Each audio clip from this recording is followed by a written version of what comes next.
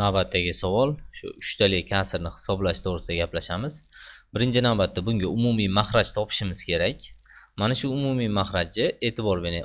5 bilan 10 bo'lib, agar ikkitali bo'lganda edi, 10 ni o'zi bo'lardi. Endi mana bu 10 bilan 8 ga topsak, mana shu uchtasiga topganday bo'lamiz. Chunki 5 buni ichida bor. Ya'ni 10 bilan 8 ni ekugini topishimiz kerak. Bu yerda a ko'paytirib b ekub bo'lyapti. Va qisqartirib yuboramiz. Keyin 5 da bor, 8 kare 5 esa 40 bo'lyapti. Demak, umumiy makhrajimiz 40 ekan. 40 ni 5 ga bo'lsam 8 da, 40 ni 8 ga bo'lsam 5 da, 40 ni 10 ga bo'lsam 4 da bor. Va keyin ko'paytiramiz. Buni bunga ko'paytirsam 24, buni bunga ko'paytirsam esa 35, buni bunga ko'paytirsam esa 4 bo'ladi. Va endi ikkalasini qo'shamiz. Buni bunga qo'shsam demak 59 bo'ladi va 4 ayrsam 55 bo'lyapti. Pastda esa 40 bo'lyapti. Endi bu ikkalasi o'zaro qisqaradi. Bu ikkalasi 5 ga qisqaradi. 11 taqsim 8 bo'ldi. Bu noto'g'ri kasr bo'lgani uchun aralash kasrga aylantirib olamiz. Demak 1.8 dan 3 degan javobimiz to'g'ri bo'ladi. Navbatdagi savolimizni boshlaymiz. Kasrlarni guruhlash qoidasi. Bu mana shu ikkita kasrimiz bor. Birinchisida barchasi plyus, bittasi esa ayruv vaziyati, ikkita vaziyatini ko'rib chiqamiz. Xullas, mana shu kasrlarni hisoblashimiz uchun umumiy makhraj berishda guruh sifatida bir xil makhrajlarni avval hisoblab olamiz. Ya'ni kasrlarni guruhlash qoidasi degani bir xil makhrajlarni avval hisoblab olamiz. 51 larni yonma-yon yozib olamiz. Mana yozib oldik. Keyin esa mana buni oxirisiga qo'yib yozib olamiz. Mana yozdik. Endi mana shu birinchidagi bir xil makhrajlarni avval qo'shib olamiz. Demak, 4 ga 3 qo'shsam 7, umumiy makhraj 51 ni beramiz. 29 ga 22 ni qo'shsa 51 bo'ladi va qo'shilgan 1.23 dan 7 bo'ldi. Va endi bu 51 bilan 51 ketadi, 1 bo'ladi. 7 ga 1 ni qo'shamiz va qo'shilgan 1.23 dan 7 bo'ldi. 7 ga 1 8, 8 ga 1 esa 9 bo'ladi. Demak 9.23 dan 7 degan javobimiz bo'ladi. Demak, bir xil makhrajlarni avval qo'shib oldik, bir xil bo'lib, bir bo'lib ketdi va butunlarni qo'shib qo'ydik, keyin o'sha kasrimizni o'zini yozdik. Endi ayrish vaziyatida mana bu ikkalasiga e'tibor bering, bir xil makhrajlar turibdi. Bularni avval yozib olamiz. Mana yozib oldik, ayruv qilib, mana ayruv bilan birga yozing. Va keyin esa mana buni o'zini yozib olamiz. Oxirisiga mana yozyapmiz.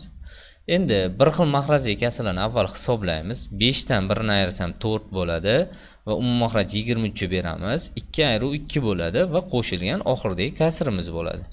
Endi mana shu yerga mana bu 2 dan 2 ni ayirsam 0 bo'lgani uchun 0 ni 23 ga bo'lsam mana shu kasr 0 bo'lib ketadi. Demak 4 qo'shilgan 2.6 dan 5 bo'lyapti. Va hammasini qo'shadigan bo'lsam 6.6 dan 5 degan javobga ega bo'lamiz. Demak, ayrishini ham ko'rdik va qo'shuvni ham bir ko'rib chiqdik deganday. Xullas, endiga keyingi mavzuyimizga o'tamiz. Navbatdagi savolimizni boshlaymiz. Demak, kasrlarni ko'paytirish holatlarini ko'rib chiqamiz. Bu yerda 5 ta vaziyati bor. Masalan, birinchisi kasrni butun songa, keyin esa butun sonni kasr songa yoki butun son bilan kasr soni bir xil bo'lgan vaziyatda. Bu yerda esa to'g'ri kasrda qisqaradigan vaziyatda. Bu yerda esa aralash kasrli vaziyat. Mana shu 5 ta vaziyatni bitta-bitta tahlil qilamiz. E'tibor bering, mana shu misol ishlashimiz uchun agar butun son makhraj bilan qisqarsa qisqartiramiz, qisqarmasa to'g'ridan-to'g'ri suratga ko'paytiramiz. Ya'ni 12 ni 3 ga ko'paytiryapmiz. 12 ni 3 ga ko'paytirsak 36 bo'ladi. Demak 36, 5 36 mana yozilyapti. Demak 5 taqsim 36 bo'ldi. Bu noto'g'ri kasr bo'lgani uchun aralash kasrga aylantiramiz. 7.5 dan 1 bo'ladi. Demak, mana shunga e'tibor bering. Yoki mana bunda o'rni almashtirib qo'yilgan tepadagi misol. Javobi o'zgarmaydi. O'sha kasr pasti bilan qisqarsa qisqartiramiz, hozir qisqarmaydi. Tepaga ko'paytirib yuboramiz. Ya'ni 12 kare 3 bo'ladi. Bu esa 36 kelib chiqadi. Va uni noto'g'ri kasr aralash kasrga aylantirsam 7.5 dan 1 o'zgarmaydi hech qanday javob. Endi agar bir xil bo'lsa, shuni qisqartirib yuboramiz. 12 ga bo'linyapti bu yerda.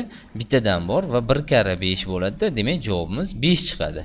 Shu e'tibor bering, bir xil bo'lsa, aynan 12 bo'lish shart emas. Bir xil son bo'lsa, mana shu son necha bo'lsa, o'sha javob chiqadi. Va endi uchinchisi, bular qisqaradi. Bu 2 ga qisqaradi. Bunda 5 ta bor, bunda esa 6 ta bor. Ya'ni 2 ga qisqaryapti. Demak, shu qisqarishimiz bu bir xil songa bo'linishi kerak ikkalasi ham. Masalan, bu 5 ga bo'linib, bu esa 6 ga bo'linishi mumkin emas. Bir xil ikkalasi ham 2 ga bo'linyapti. Buni ham 2 ga, buni ham 2 ga bo'lyapmiz.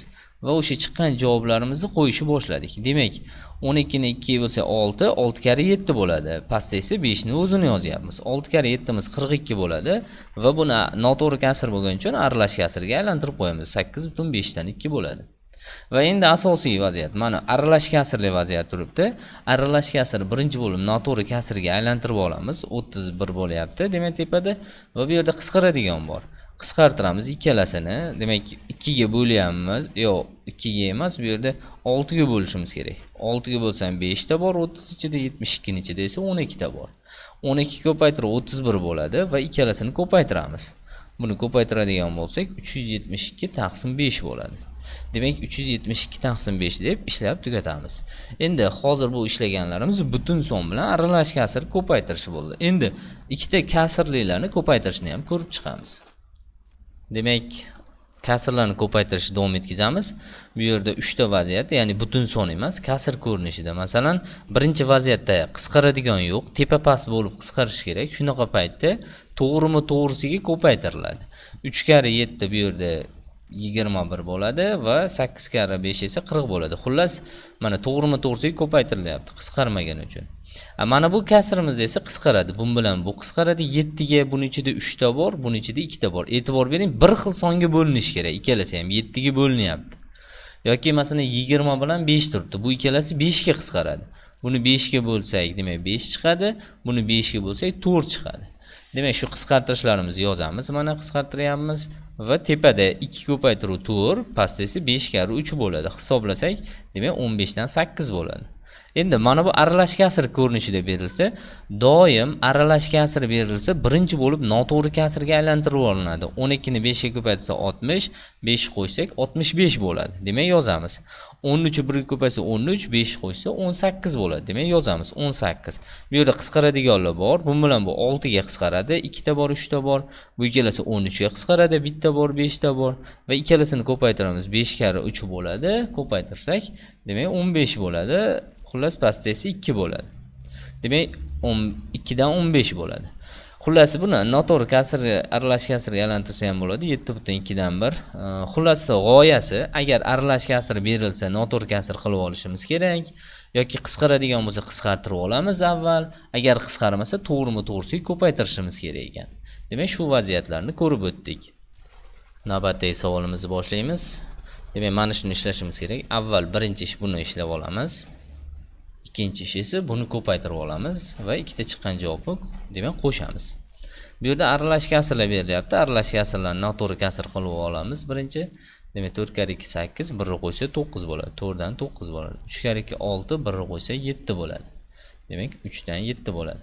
Qisqaradiganlar bor. Bu bilan bu kelsa bitta bor, bu esa 3 ta bor. Endi ko'paytirsak 3 kare 7 demak bu yerda ko'rsatib yozilyapti.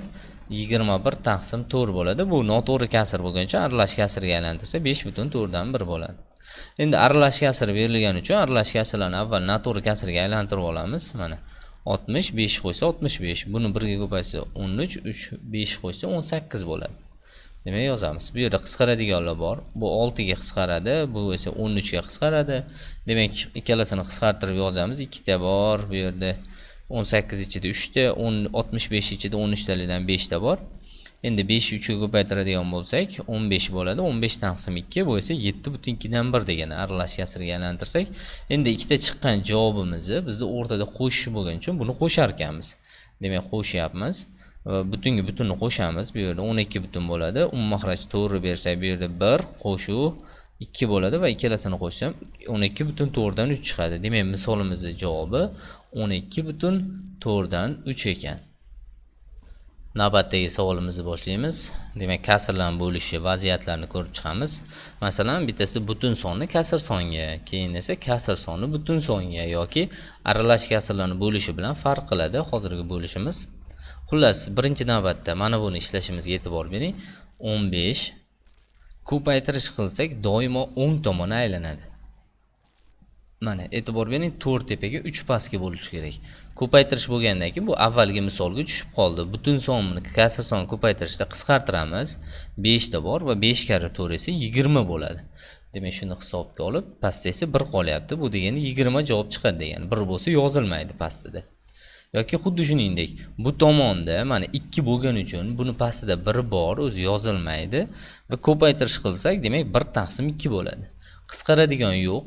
Demak, to'g'rimi to'g'risiga ko'paytiramiz. Buni bunga va buni bunga. Demak, 5 kari 1 5, 7 kari 2 esa 14 bo'ladi. Demak, 14 dan 5 ekan. Yoki agar aralash kasr beriladigan bo'lsa, aralash kasrlarni birinchi navbatda noto'g'ri kasrga aylantiramiz. Buni bunga 6, 1 qo'shsa 7 bo'ladi. Demak, 2 dan 7. Bunga bu 6, 1 qo'shsa 7 bo'ladi. Bo'lingan 3 dan 7 bo'ldi. Va mana bu bo'lishni biz ko'paytirish belgisiga qo'yamiz. Ya'ni 2 dan 7 ko'paytiruv 7 dan 3 bo'ldi. Qisqaradigan bor. Bu bilan bu qisqaradi. Demak, bizda 2 dan 3 bo'ldi. Mana shu 2 dan 3imizga e'tibor bering. Noto'g'ri kasr aralash kasrga aylantirib qo'yamiz.